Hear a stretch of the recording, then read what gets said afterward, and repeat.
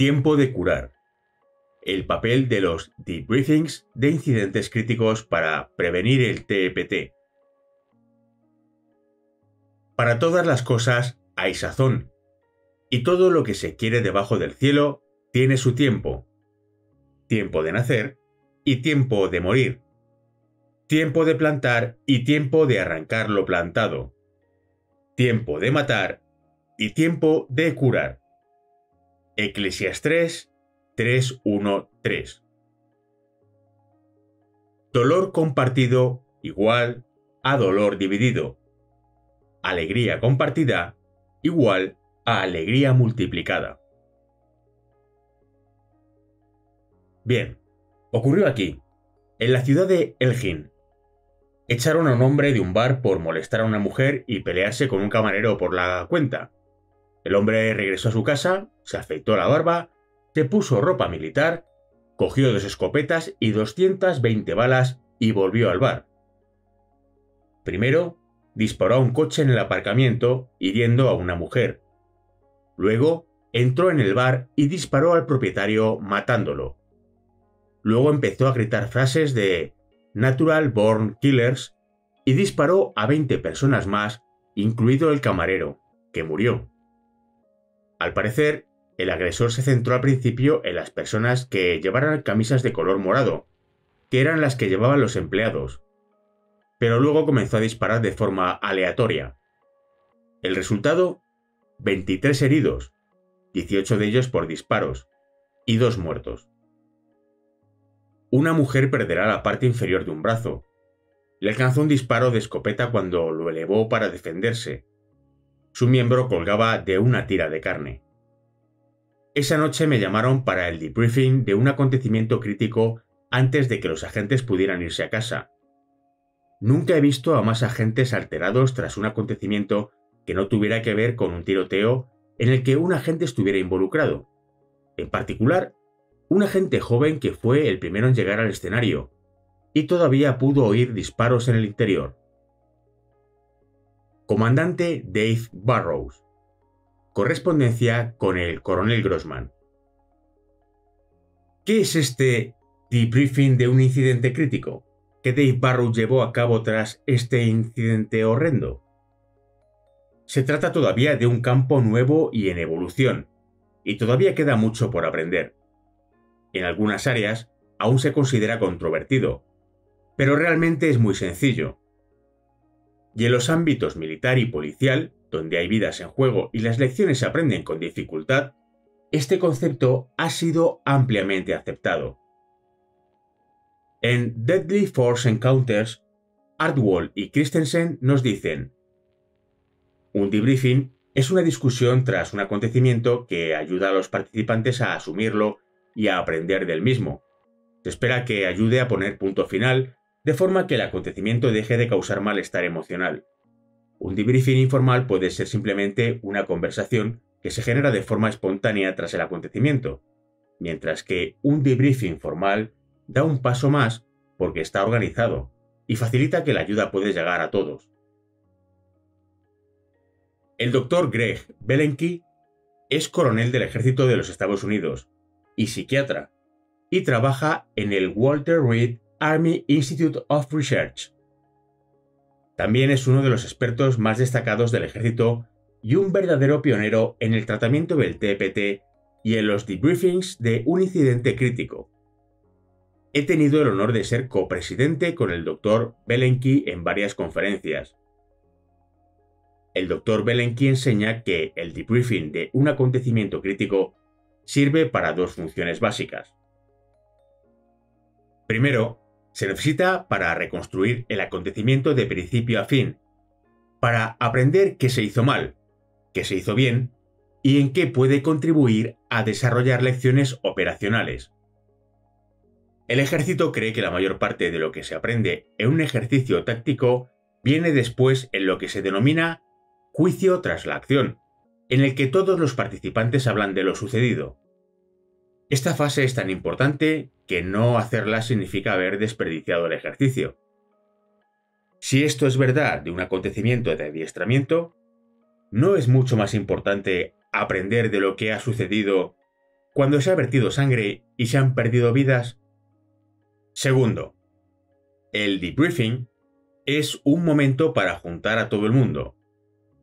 Hay que recordar que puede haber pérdida de memoria, distorsión de la memoria, culpa irracional y todo un conjunto de factores que nublan la habilidad de los combatientes para tratar con todo lo que les ha sucedido. El debriefing es una herramienta para dilucidar estos asuntos y restaurar la moral y la integridad de la unidad. Puede hacer que las viudas sean más sanas y a veces incluso las salva.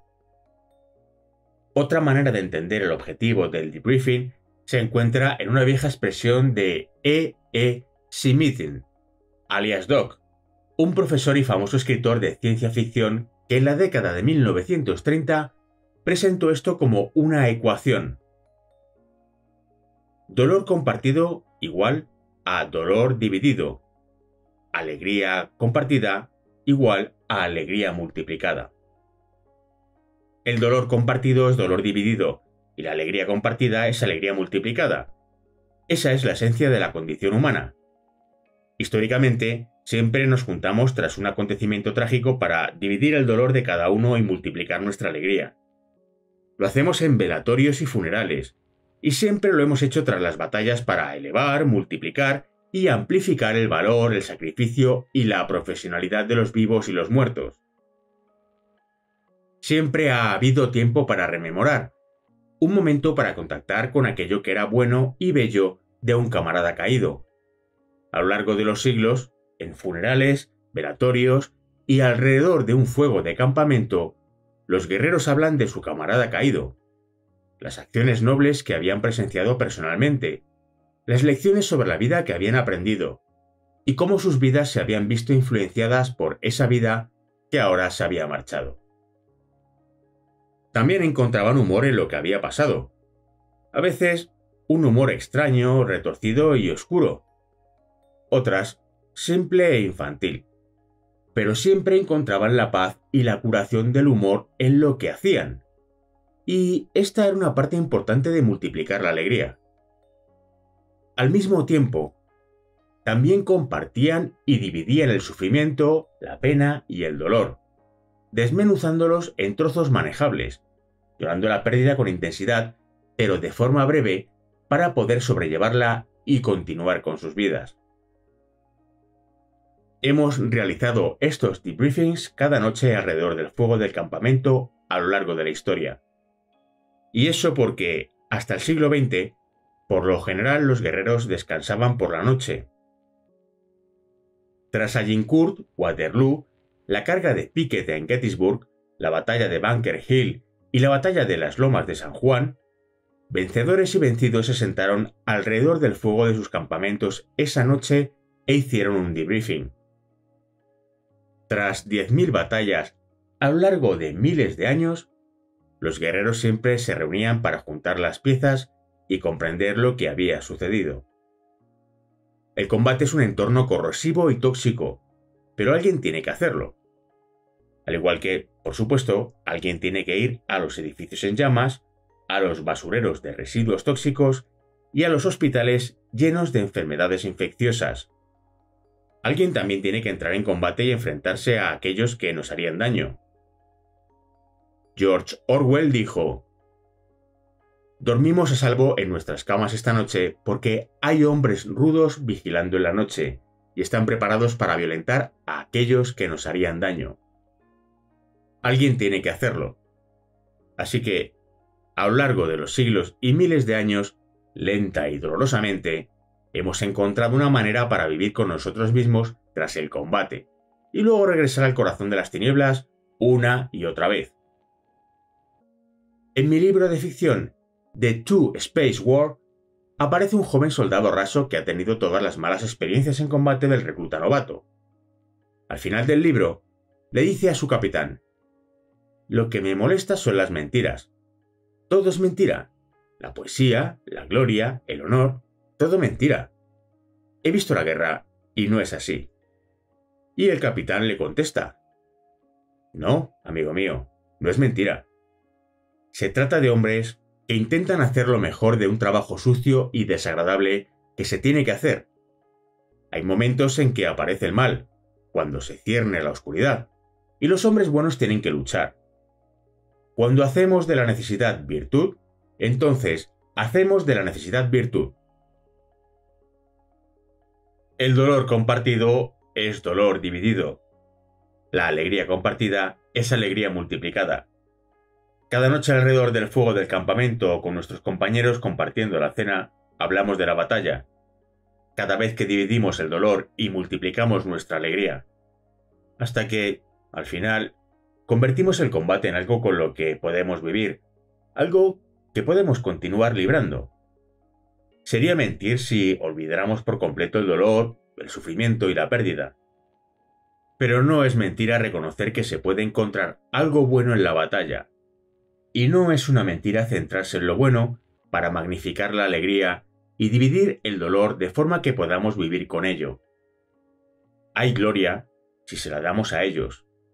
Hay honor si honramos a aquellos que combaten. A veces hay que librar batallas. Se destruye suficiente, se hace suficiente daño durante una guerra. Es una locura dejar que nos siga destruyendo después del conflicto. Así que lo convertimos en algo con lo que podemos vivir, y no convertirnos en criaturas que pueden hacer ese trabajo sucio y desesperado, hacerlo bien y vivir con ello después. En Enrique V, Shakespeare escribió: «Siempre hay un fondo de bondad en las cosas malas, si solo los hombres se molestaran en destilarlo». La guerra es un gran mal, pero en alguna ocasión puede ser un mal necesario. Quizás no deberíamos juzgar a aquellos que toman parte en este mal e intentar destilar un poco de bien del mismo.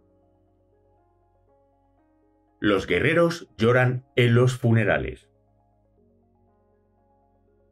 Según los informes, en un solo periodo de 10 minutos en la playa de Omaha, una compañía de tiradores de 205 hombres perdió 197, incluidos todos los oficiales y sargentos.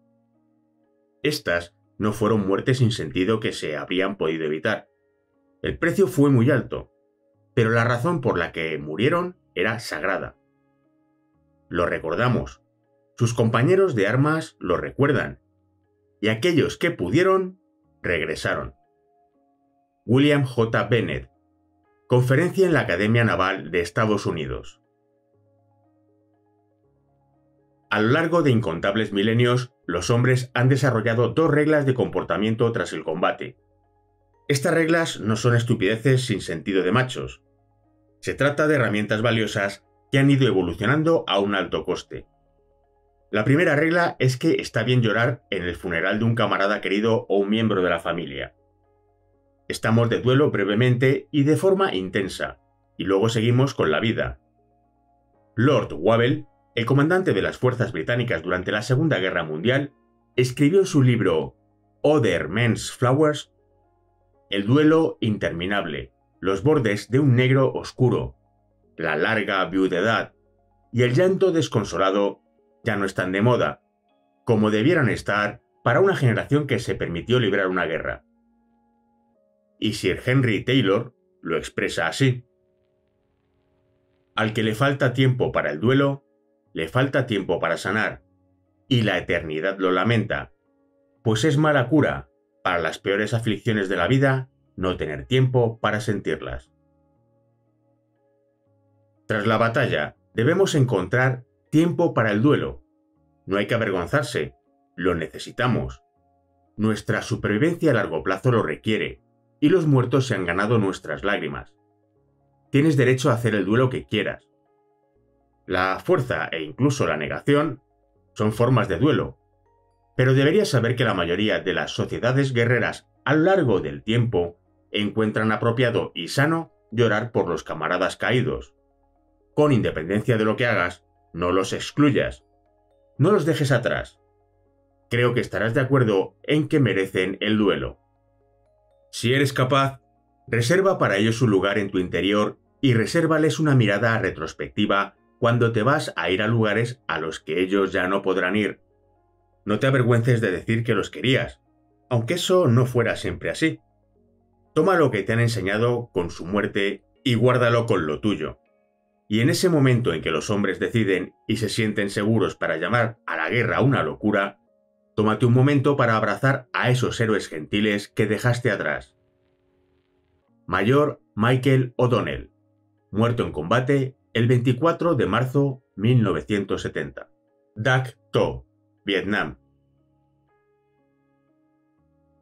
Pero no ante el recuerdo de la batalla. Algo parece ir mal, mi valiente amigo, pues veo que luchas por no llorar. Eso está bien, pues cuando no puedes evitar los problemas, entonces aguanta y mantén el tipo. Aunque no puedes escapar a la desilusión y a las preocupaciones, lo siguiente mejor es aprender a sobrellevarlas. Si de los premios de la vida corres detrás, levántate, empieza de nuevo y mantén el tipo. A través de la niñez y la vida de adulto, de la vida hasta su final, lucha con brío y defiende tus colores, amigo mío. Solo cede cuando debas. Nunca abandones la nave. Antes bien, lucha hasta el fin y mantén el tipo. Phoebe Carey, 1824-1871. Keep a stiff upper lip. Mantén el tipo. La segunda regla es que no está bien llorar ante el recuerdo de la batalla. Un guerrero que lo hiciera sería como un bombero que llorara ante el recuerdo del incendio o un piloto que llora ante el recuerdo de un vuelo. Los bomberos y los pilotos pueden estar de duelo por los camaradas muertos en incendios y aviones que se estrellan, pero aún así encuentran satisfacción en lo que hacen. Los guerreros combaten y, si el recuerdo del combate les resulta insoportablemente doloroso, entonces les será muy difícil volverlo a hacer. Al igual que la viuda después de 50 años que mencionamos, el veterano tiene que asimilar lo que ha ocurrido y debe desvincular su memoria de las emociones. Siempre hemos llevado a cabo debriefings de incidentes críticos. Los realizábamos cada noche alrededor del fuego del campamento y el viejo sargento los dirigía. Siempre había un viejo sargento, un viejo capitán o un viejo jefe que era un superviviente de batallas pasadas. Sabíamos que para ser supervivientes, si queríamos estar ahí para nuestra ciudad o nuestra nación en los años venideros, entonces teníamos que ser como él. El viejo sargento era el modelo del comportamiento del superviviente, y el viejo sargento era un tipo tranquilo. A lo largo de incontables milenios, aprendimos que el hombre que se ponía a sollozar o enfurecía cuando hablaba de sus experiencias en combate no estaría ahí para su ciudad el año siguiente, a menos que pudiera controlar sus emociones. Excepto en funerales, los guerreros siempre se han avergonzado de llorar ante sus hermanos, y se avergonzaban de ver a un hermano llorar porque eso mostraba un defecto en el carácter, una verdadera debilidad que indicaba que podía fallar a sus camaradas en el futuro, a menos que pudiera controlar sus emociones. Los lacónicos espartanos crearon este modelo. El samurái inescrutable encarna este código. El llanero tranquilo, el leñador, el vaquero, que son productos de la guerra civil estadounidense, las guerras contra los indios y la dureza de la frontera, simbolizan esta ética.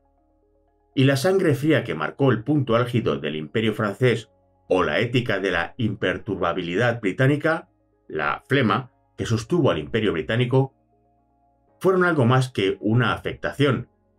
Eran una habilidad vital de supervivencia. Los estoicos romanos ejemplificaban este carácter, pero hoy, casi 2000 años más tarde, ha evolucionado hasta los maravillosos, coloridos, ostentosos, emocionales y militarmente incompetentes italianos. Homero hablaba de este declive de las debilidades marciales. Esta caída militar en desgracia hace más de 2500 años en la Ilíada. Ancianos del pueblo, los cuales a causa de su vejez no combatían, pero eran buenos arengadores, semejantes a las cigarras que, posadas en los árboles de la selva, dejan oír su aguda voz. Cual la generación de las hojas, así la de los hombres. Esparce el viento las hojas por el suelo y la selva, reverdeciendo produce otras al llegar la primavera. De igual suerte, una generación humana nace y otra perece. ¿Acaso el secreto de la supervivencia a largo plazo de una civilización sea desarrollar y nutrir a un grupo de estoicos, lacónicos y flemáticos guerreros? El estándar siempre ha estado ahí, encarnado por el viejo sargento, porque solo alguien como él podía sobrevivir a lo largo de los años. Quizás ahora podemos entender, cuando observamos a este tipo de comportamiento, que no se trata de una afectación de macho, sino una habilidad vital de supervivencia del guerrero. Puede verse un ejemplo clásico en el personaje basado en la realidad del sargento mayor Plumlee en la película Cuando éramos soldados, We Were Soldiers. La película se basaba en el libro We Were Soldiers Once and Young, escrito por el comandante de batallón y el periodista que estuvieron allí en la primera batalla significativa en Vietnam. La película trata sobre las experiencias de los guerreros reales que participaron en esa batalla y es una de las descripciones más exactas del comportamiento de los hombres en combate. El sargento mayor Plumlee, que interpreta a Sam Elliott, era un veterano de la Segunda Guerra Mundial y Corea, así que cuando llegó la hora de combatir en Vietnam, ¿cómo se comportó? Estaba tranquilo. La definición del valor es guardar la compostura bajo presión. Siempre hemos valorado la habilidad de un guerrero para controlar sus emociones y demostrar que guarda la compostura bajo presión. ¿Alguien cree que el soldado raso Plumlee fue así en su primera batalla? No. Necesitó muchas batallas y años de experiencia en combate para crecer y convertirse en ese guerrero. Y, sin duda, hubo un viejo sargento que modeló ese comportamiento y le enseñó a mantener la calma en el fragor de la batalla. El joven guerrero falla y se vuelve a levantar, se limpia el polvo y continúa, año tras año, hasta convertirse en el veterano del que otros pueden depender en los momentos de necesidad. Y la lección que siempre aprende es a mantener la calma, a guardar la compostura bajo presión. Así que el debriefing no es una velada de lágrima fácil en la que alguien toca la guitarra delante del fuego. Podemos llorar en los funerales, pero no lloramos ante el recuerdo de la batalla. La herramienta que utilizamos para controlar nuestras emociones, para prevenir que el cachorro entre por la mosquitera, es el ejercicio de respiración táctica que abordaremos en el siguiente capítulo.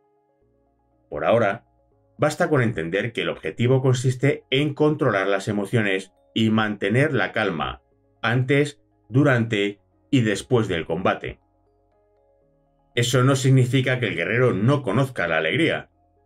El proceso de multiplicar la alegría incluye encontrar el humor y la risa en los recuerdos, a menudo con un sentido del humor campechano, incluso crudo. Que controles tus emociones no significa que no tengas emociones. Puede haber una alegría profunda y duradera en la vida de un guerrero, siempre y cuando mantenga el cachorro bajo control, tal y como escribió Shakespeare en Hamlet. Dame un hombre que no sea esclavo de sus pasiones y lo colocaré en el centro de mi corazón. Sí, en el centro de mi corazón. Durante siglos dividimos el dolor y multiplicamos la alegría, intentando no ser esclavos de las pasiones y aprendiendo, siempre aprendiendo del viejo sargento, cómo sobrevivir en el entorno tóxico del combate. El siglo XX. Adiós a la tranquilidad de espíritu. Adiós a la tranquilidad de espíritu y la dicha. Adiós a las tropas empenechadas y las grandes guerras que hacen de la ambición virtud. Adiós a los caballos piafantes y a los clarines estridentes, al timbal que enardece el espíritu y el pífano que horada el oído. Adiós a todo. Y a los reales estandartes, al abolengo y los fastos, la pompa y circunstancia de la guerra y sus glorias. Shakespeare. Otelo. El siglo XX ha visto el adiós a la tranquilidad de espíritu para el guerrero. No solo ha habido guerras horribles y brutales como nunca se habían visto en la historia, sino que el combatiente ha visto cómo se le denegaba el poco consuelo que encontraba en el triste y miserable deber que la nación le encomendaba. Como dijo Winston Churchill, la guerra, que era cruel y gloriosa, se ha convertido en cruel y sórdida. La época del debriefing ante el fuego nocturno de un campamento terminó con el comienzo de la Primera Guerra Mundial. La naturaleza profundamente diferente del combate en la Primera Guerra Mundial está recogida de forma soberbia en el libro de John Keegan, El rostro de la batalla, que recomiendo para entender este cambio dramático. De pronto, los guerreros no podían descansar por la noche porque ahora el combate ocurría sin cesar día y noche durante meses. No se podía escapar del peligro, así que los guerreros no tenían la oportunidad de hacer las paces con la memoria cada noche. En su libro Historia de la Guerra, John Keegan observa cómo este proceso de debriefing cambió durante el siglo XX. De alguna manera hubo debriefing después de la batalla en la Primera y Segunda Guerra Mundial y en las guerras de Corea y Vietnam, pero a menudo ocurría después de semanas y meses de combate continuo, en vez de a diario. También hubo una suerte de debriefing cuando las tropas regresaron, y fue muy valioso, pero esto no ocurrió en Vietnam, pues los soldados volaban a casa como particulares cuando terminaba su periodo de servicio. A lo largo de la historia, los veteranos han aprendido a hacer las paces con su memoria, a menudo a hacerse amigos de su memoria. Steven Pressfield habla de ello en su libro The Gates of Fire. He oído que, para el amante, las estaciones vienen marcadas a la memoria por esas amantes cuya belleza enardeció su corazón. Recuerda ese año como aquel cuando, fulminado por el amor, persiguió a una cierta persona querida por la ciudad, y ese otro año cuando otra favorita se rindió por fin a sus encantos. Por otra parte, para los padres y las madres, las estaciones vienen marcadas por los nacimientos de sus niños, los primeros pasos de uno, la primera palabra de otro. Mediante estos gestos hogareños se acota y establece en el libro del recuerdo el calendario de la vida de unos padres amorosos. Pero para el guerrero, las estaciones no vienen marcadas por estas dulces medidas, ni por los años del calendario, sino por las batallas. Batallas libradas y camaradas perdidos. Pruebas de vida o muerte superadas. Choques y conflictos de los que el tiempo borra cualquier recuerdo superficial, dejando tan solo los campos y sus nombres, que consiguen en la memoria del guerrero una estatura ennoblecida más allá de otros modos de conmemoración adquiridos con la moneda sagrada de la sangre y pagados con las vidas de los queridos compañeros de armas.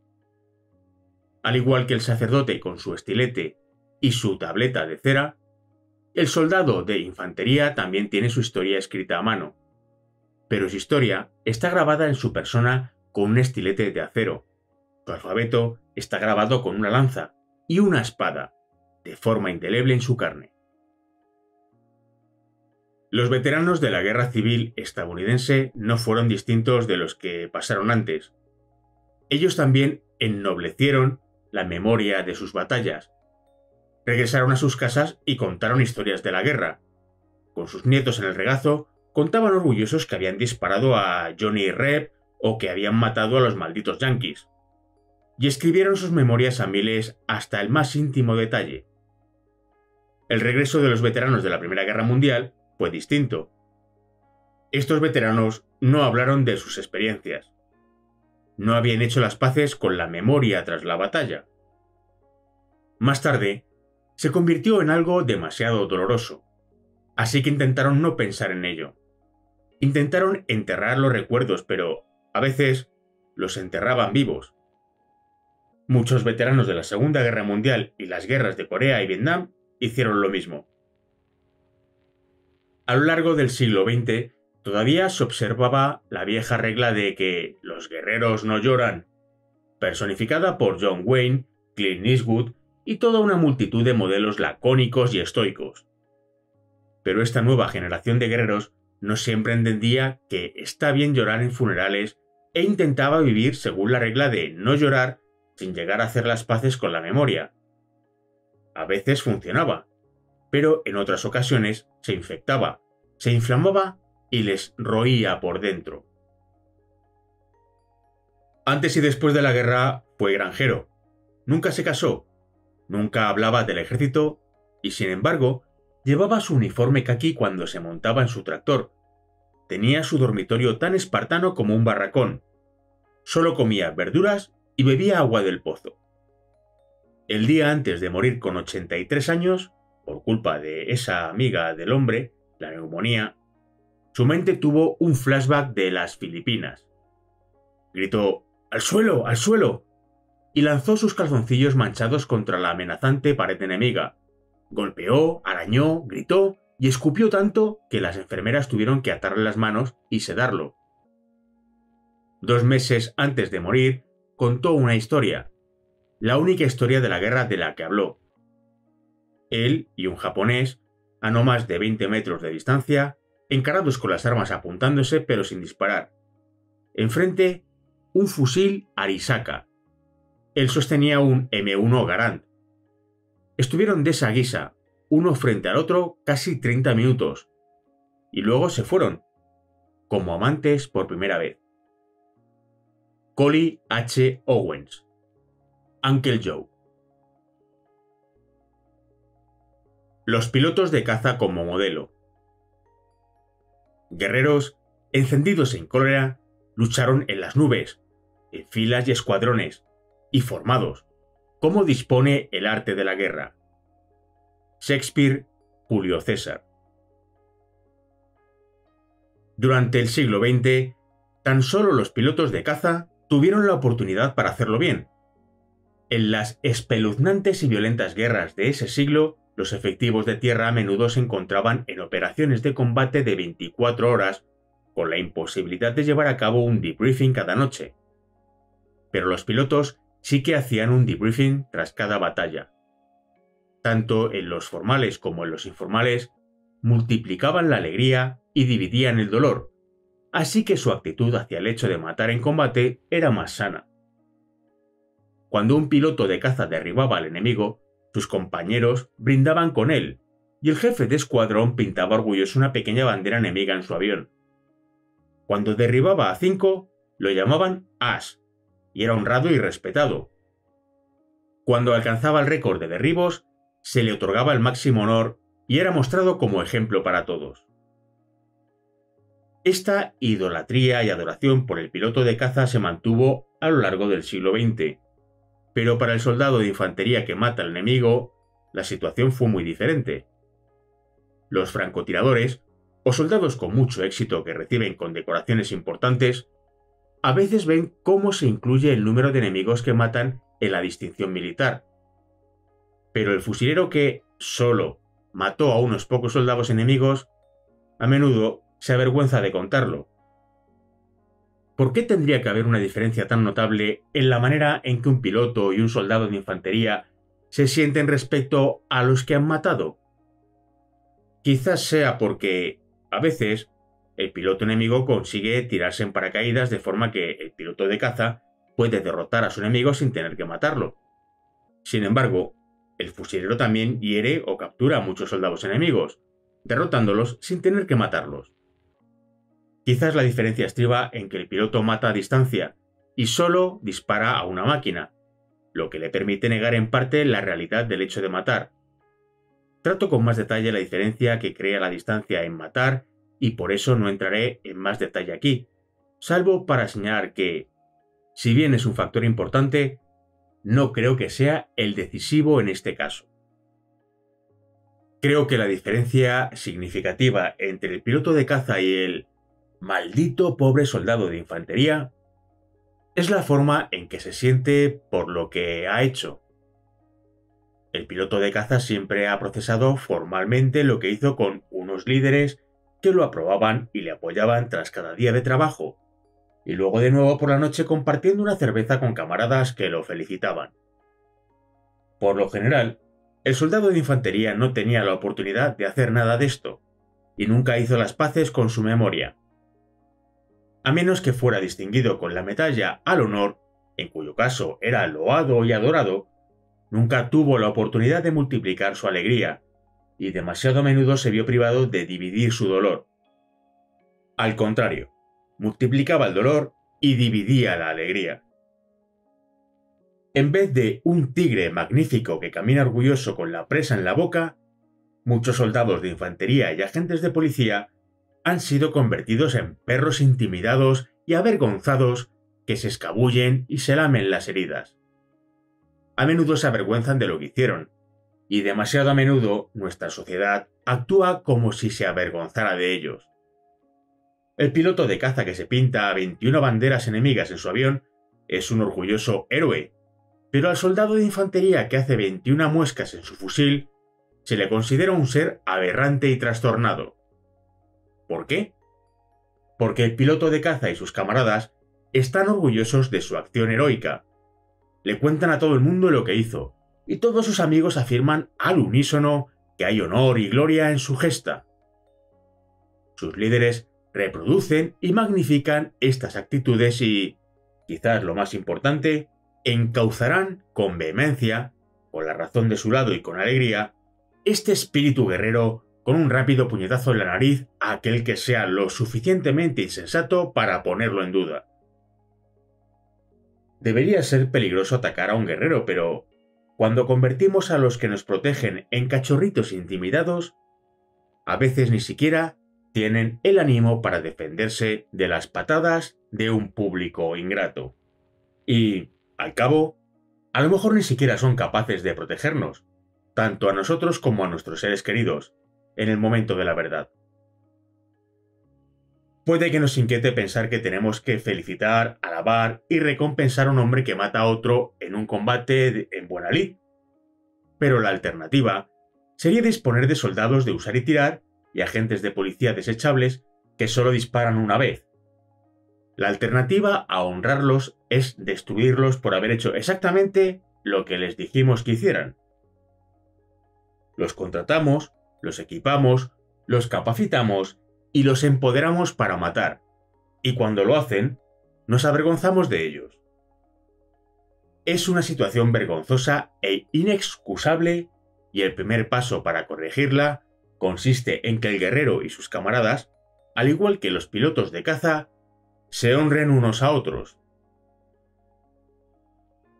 Tuve el privilegio de ser testigo de un formidable acto de afirmación para honrar a un joven guerrero cuando estaba un día en un adiestramiento del SWAT de un estado. El jefe del equipo de SWAT de la policía estatal, un viejo sargento con muchos tiroteos a sus espaldas, presentó a un joven agente del departamento de la policía rural y explicó que había recibido un disparo en la cara y que todavía se estaba recuperando de sus heridas. Explicó cómo el joven agente recibió el disparo y sobrevivió. Y lo mejor, añadió el viejo sargento, es que se reincorporó y mató al mal nacido que le había disparado. Al oír estas palabras, hubo un tremendo rugido de afirmación por parte de los asistentes, y pude ver que el joven agente tenía la cabeza alta y los ojos resplandecientes. Hay honor si los honramos. Hay gloria si se la damos a ellos, y el proceso comienza dentro de la comunidad de guerreros y luego continúa fuera. 2 estudios de caso. ¿Cómo no dejar atrás a aquellos de los nuestros heridos mentalmente? Tan solo quería volver a darle las gracias por liderar el camino y enseñarnos cómo no dejar atrás a aquellos de los nuestros heridos mentalmente. Fue un honor poder por fin conocerle y darle las gracias por haber sido una parte importante en mi recuperación y por haberme ayudado a salvar mi carrera, mi matrimonio y mi vida. No necesariamente en este orden. Anónimo. Correspondencia con el coronel Grossman. El primer estudio de caso es una historia trágica en la que el guerrero no hizo el debriefing, y la otra es una afirmación de la vida en la que un guerrero sí tuvo la oportunidad de contar su historia junto a sus camaradas. La primera es sobre un veterano de Vietnam llamado Tim. En 1991, un grupo de estudiantes de psicología de West Point pasaron el verano realizando entrevistas para mí en el Boston VA Medical Center.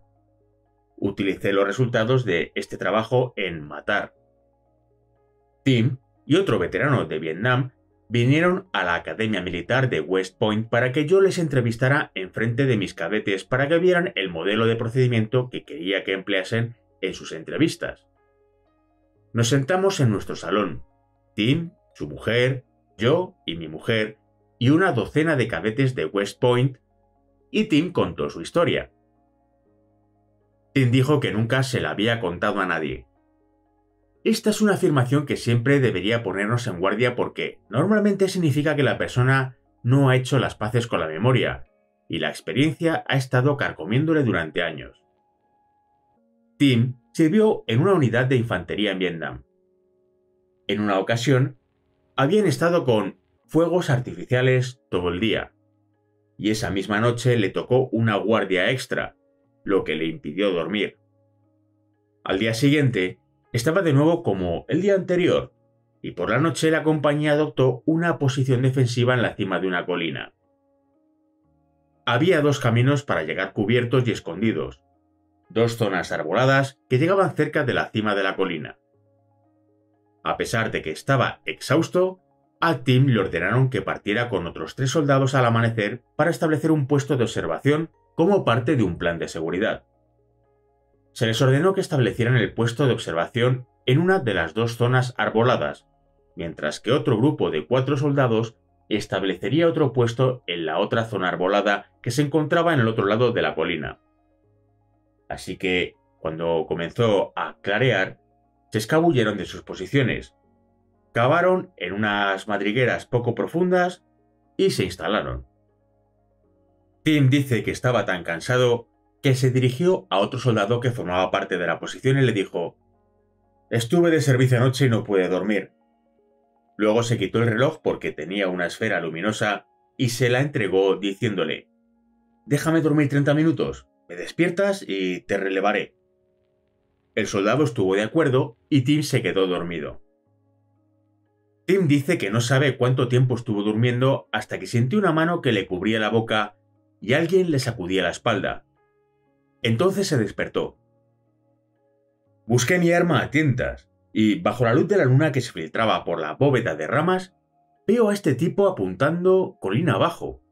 Cuando miro, veo a soldados de Vietnam del Norte, muchos de ellos avanzando sigilosamente en dirección al perímetro. Lo agarro y le susurro: «Vuélales los culos y echa a correr». El soldado obedeció y vació un cargador de su M16 a quemarropa, y entonces se armó una buena. Fue un serio ataque del regimiento contra ellos desde un sinfín de direcciones. Tim y el otro hombre salieron corriendo hacia el perímetro mientras gritaban: «¡Somos del puesto de observación! ¡No disparéis!». Tan pronto como entraron, un cabo agarró a Tim y le preguntó dónde estaba el resto de su puesto de observación. Entonces Tim se dio cuenta de que solo él y el otro soldado habían conseguido escapar. El cabo le volvió a preguntar por los otros soldados, y entonces le gritó: «¡Los abandonaste!». Durante el resto de la noche continuó el fragor de la batalla con artillería y bombardeos alrededor del perímetro. Tim dice que pasó la noche entera empuñando una ametralladora M60, disparando alrededor del puesto de observación para evitar que pudiera llegar el enemigo. Al amanecer, el ejército de Vietnam del Norte finalmente se retiró. Con la primera luz, Tim fue con una patrulla a comprobar los puestos de observación. Habían degollado a los hombres del otro puesto de observación. Se durmieron durante la guardia y pagaron el precio. Entonces fueron al puesto de observación de Tim y encontraron a los otros 2 soldados. Uno estaba muerto y el otro gravemente herido. Salté dentro del agujero y vi que el que estaba herido era aquel al que le había dado mi reloj. Intentó devolvérmelo, pero le dije: «No, amigo, quédatelo». Y desde aquel día no pudo llevar un reloj. La mujer de Tim, que estuvo sentada a su lado hasta que acabó la historia, dijo: «Han pasado casi 20 años y nunca lo había sabido. Nunca entendí por qué no llevabas un reloj». Tim me miró con dolor en los ojos y lágrimas que recorrían su cara, y dijo: «¿Lo entiende? Abandoné a esos hombres. Los dejé atrás». Agité la cabeza y le dije: «Tim, escúcheme. Soy un Ranger. Soy oficial de infantería. Enseño táctica en West Point. Créeme cuando te digo que estar destinado en un puesto de observación es como ir al matadero. Tu único trabajo consistía en alertar al resto de la compañía. Fuiste ahí y elaboraste un plan para poder dormir, y cuando viste al enemigo delante de tu cara, diste la orden de disparar. ¿Sabes lo difícil que hubiera sido resguardarse, mojar los pantalones y no hacer nada? Ese día, salvaste la vida de cada hombre de esa compañía y sacaste con vida al 50% de tu gente. Cubriste la zona con fuego toda la noche y regresaste para traer a otro 25% de tu gente. Te deberían haber dado una medalla por lo que hiciste aquella noche».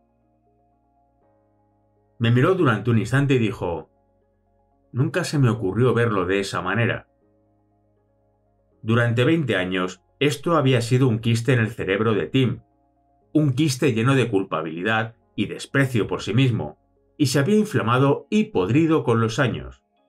Nunca había tenido la oportunidad de ponerlo sobre la mesa para poder examinar qué es lo que exactamente pasó aquella noche horrible. Nunca tuvo un debriefing, ni siquiera había hablado sobre el asunto. Fue un acontecimiento que impactó en la mente de un joven de 19 años aterrorizado y necesitado de sueño, y que fue carcomiéndole con el paso de los años. Tim fue realmente una víctima. Como escribe Thomas Hardy en Dinastías, los hechizos de una imaginación agresiva sobre una mente abrumada. Volveremos a Tim, pero vayamos ahora hacia adelante, a la Primera Guerra del Golfo en 1990. Esta se produjo 2 décadas después de la de Vietnam y el ejército de Estados Unidos empezó a entender que había una obligación moral, médica y legal de llevar a cabo los debriefings. El ejército disponía de equipos para combatir el estrés asignados a nivel de brigada, y estos individuos fueron unos verdaderos pioneros a la hora de llevar a cabo los debriefings de incidentes críticos. El doctor Greg Belenky, psiquiatra y experto del ejército de Estados Unidos en TEPT, a quien ya mencionamos antes, estaba al mando de un equipo para combatir el estrés durante la Guerra del Golfo. En una conferencia en la que participé junto a él, contó la historia de lo que ocurrió cuando murió un soldado. Este soldado pisó una bombeta explosiva, que actuaba en la práctica como una mina, en uno de los pequeños campos en los alrededores. El coronel Belenky subió a un helicóptero y voló al lugar, y allí le explicaron que el enfermero que había tratado a la víctima mortal estaba todavía en un estado de shock profundo 24 horas después del suceso. Cuando un helicóptero evacuó el cadáver, el enfermero seguía sentado farfullando que la muerte había sido culpa suya. Lo dijo tantas veces y con tanta vehemencia que todo el mundo lo aceptó como si fuera verdad. Entonces el doctor Greg Belenky reunió a todos los implicados para un debriefing. Una vez que empezaron a hablar, resultó que el sargento del pelotón y el líder del pelotón se sentían culpables por los errores cometidos a la hora de llamar al helicóptero medicalizado. El grupo supo entonces que el joven que había muerto llevaba una granada M203 en su pecho, una munición que debería haber entregado, pero que el sargento del pelotón y el líder del pelotón le permitieron tener. Cuando pisó la bombeta explosiva ICM, esta explotó e hizo detonar la granada en su pecho. Esto era una fuente de culpa para el sargento del pelotón y para el líder del pelotón, porque no habían seguido el protocolo. Entonces el enfermero contó su historia. Había corrido por lo que podía ser un campo minado hasta detenerse ante la víctima para hacerle una reanimación cardiopulmonar, aunque ya no le latía el corazón ni respiraba. Salía un borboteo de aire mezclado con sangre del pómulo de la víctima, así que el enfermero le tapó la herida con la mano y continuó haciéndole el boca a boca. Entonces le salió un borboteo de aire mezclado con sangre del pecho, así que el enfermero le arrancó la camiseta e intentó cubrir la herida abierta con su brazo mientras seguía con la reanimación cardiopulmonar. Entonces le volvió a salir un borboteo de aire mezclado con sangre de las cuencas de los ojos. Durante 20 minutos, el enfermero aplicó la reanimación cardiopulmonar a un cadáver ensangrentado mientras su propio cuerpo se iba empapando de la sangre del muerto. Al final, llegó el helicóptero medicalizado. El hombre fue metido en un saco y se fue por el cielo. En el terreno, el enfermero lloraba diciendo que era culpa suya y que debería haber hecho más. Sus compañeros estaban sentados estupefactos con lágrimas en los ojos. Lo abrazaron diciéndole: «Nunca entendimos lo que había ocurrido. Nunca lo entendimos. No es culpa tuya. Hiciste todo lo que estaba en tu mano». Sus compañeros eran los únicos que podían convencerle de que no había sido culpa suya. El doctor Belenky contó que, cuando los otros le dijeron estas palabras y lo abrazaron, el enfermero volvió a la vida. El doctor le hizo un seguimiento más tarde y estaba bien. Pero para Tim, mi amigo veterano de Vietnam, ya era tarde. Aunque tuvo la oportunidad de hablar conmigo y hacer un debriefing sobre lo que había ocurrido, la memoria se había infectado y le había carcomido durante demasiados años. Unos 2 años más tarde, recibí una llamada el 5 de julio de otro veterano de Vietnam. Me dijo que tenía que llamar a la familia de Tim. Tuve un presentimiento desagradable sobre el por qué, pero aún así pregunté. El veterano me contestó: «Ayer, 4 de julio, Tim se puso su arma en la boca y se voló los sesos». Tim era un gran estadounidense, un buen padre y un hombre noble que acudió a la llamada de su nación. Y era mi amigo. Mató al enemigo y salvó las vidas de muchos estadounidenses. Pero entonces su propia sociedad le dijo que tenía que avergonzarse de lo que había hecho. Y no estaba solo. En los años posteriores, los ciudadanos de Estados Unidos atacaron y condenaron a los veteranos de Vietnam que regresaban, echando sal en su infección de TPT. La vergonzosa degradación y condena de los veteranos de Vietnam a manos del público estadounidense se trata con detalle en Matar. Todos los guerreros son responsables de sus propias acciones. No hay otra manera de vivir una vida de guerrero. Pero desde otra perspectiva, la cadena de mando de Tim, sus compañeros y sus conciudadanos, ciertamente todos ellos le mataron esa noche, al igual que él mismo se quitó la vida, si bien lo hicieron por ignorancia. Hoy en día, sabemos que los debriefings son críticos. En estos tiempos violentos tenemos las vidas los unos de los otros en nuestras manos y estamos moralmente obligados a estar ahí para el otro. El dolor compartido es dolor dividido, pero Tim nunca tuvo la oportunidad de compartir su dolor. Sabemos que uno está tan enfermo como lo están sus secretos, pero Tim nunca tuvo la oportunidad de compartir sus secretos, así que se lo comieron vivo. Pero no tiene que ser así. Tenemos una obligación moral, médica y legal de estar ahí, los unos para los otros, tras el acontecimiento. Hacerlo bien otra vez. A las raíces profundas no llega la escarcha. Cantemos las viejas canciones cuando terminemos de cantar todas las nuevas. Proverbio finés. Lo hicimos mal a lo largo del siglo XX. Cuando la naturaleza del combate cambió y ya no podíamos realizar el debriefing nocturno, ni multiplicar la alegría, ni dividir el dolor tras la batalla durante el día para poder vivir después con nosotros mismos, multiplicamos el dolor y dividimos la alegría sin darnos cuenta.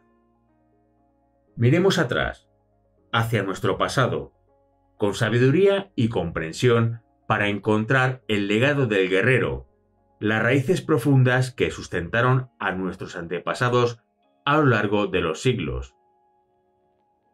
J.R.R. Tolkien, en El Señor de los Anillos, escribió de forma vigorosa y elocuente sobre la necesidad de acceder a las raíces profundas de nuestro legado tras los años largos y amargos de escarcha. No todo lo que es oro reluce, ni toda la gente errante anda perdida. A las raíces profundas no llega la escarcha. El viejo vigoroso no se marchita. Así que, ahora que entendemos en el siglo XXI, por fin empezamos a hacer las cosas bien. Los dos estudios de caso que hemos analizado son algo más que dos historias sobre guerreros, uno destruido por el combate y otro que sobrevivió. Se trata de dos modelos, dos caminos. Uno lleva a la muerte y a la destrucción, el otro a la curación y la redención. Ben Shepard, en su libro A War of Nerves, Soldiers and Psychiatrists, 1914-1994, hace hincapié en la importancia de la respuesta social y cultural al estrés del combate.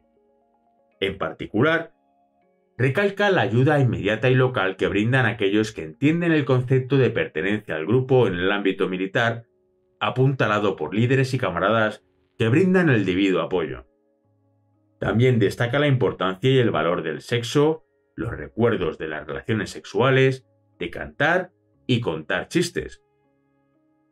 Lejos de ser un placebo, se trata de formidables mecanismos de supervivencia que se han desarrollado a lo largo de los milenios para ayudar a desactivar situaciones traumáticas mediante la reafirmación de la normalidad en nuestras vidas.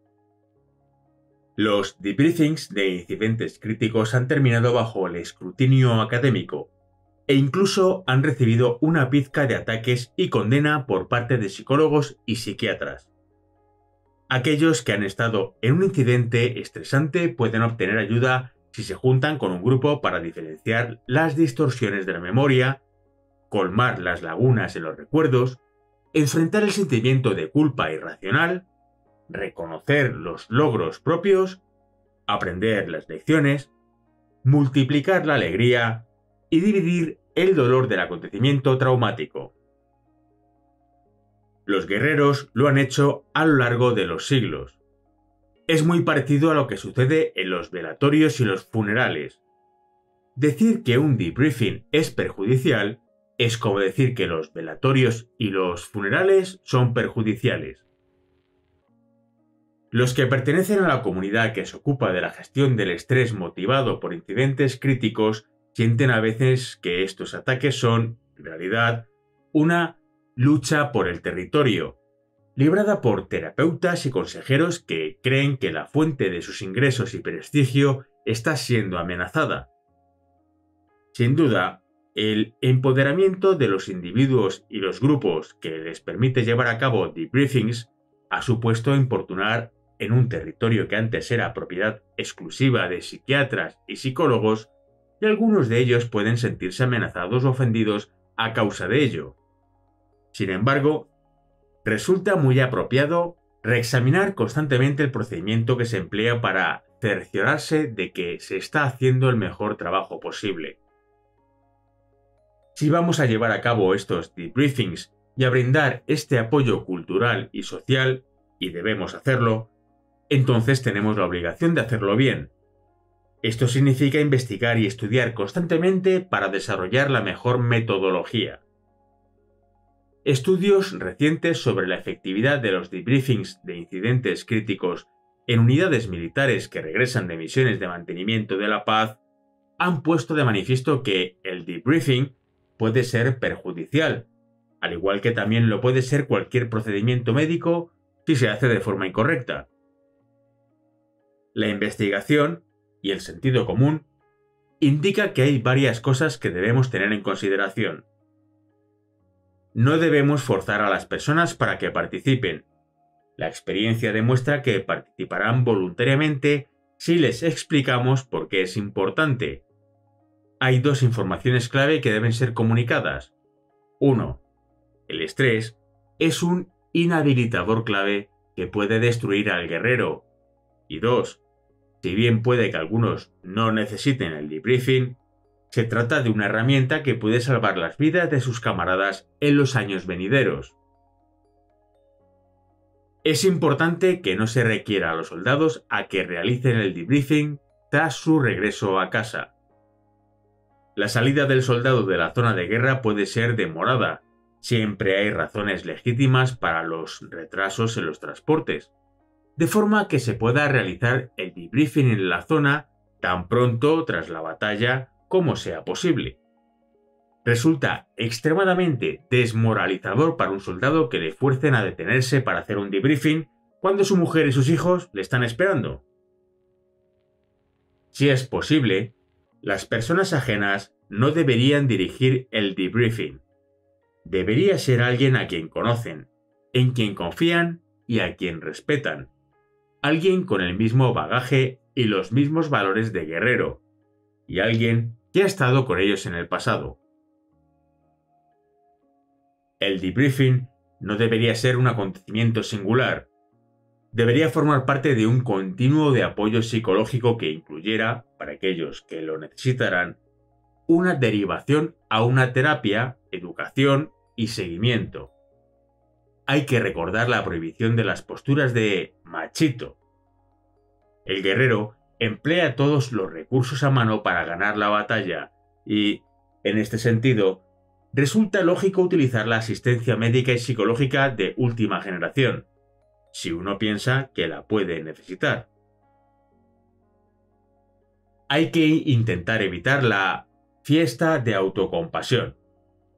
Entendemos que nuestros hermanos y hermanas lloren, pero los participantes deberían iniciar el debriefing sabiendo que un objetivo clave es desvincular el recuerdo de la estimulación psicológica. El ejercicio de respiración debería ser empleado para conseguirlo. Hoy en día, el ejército ha estandarizado la revisión después de la acción, RDA, con carácter integral, que llevan a cabo los líderes de las unidades en la zona.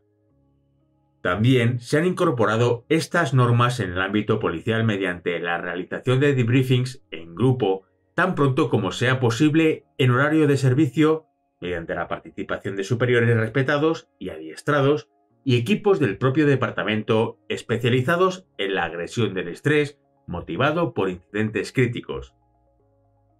Tanto en el ámbito militar como en el policial, se entiende que estos debriefings resultan vitales para desarrollar valiosas lecciones operacionales.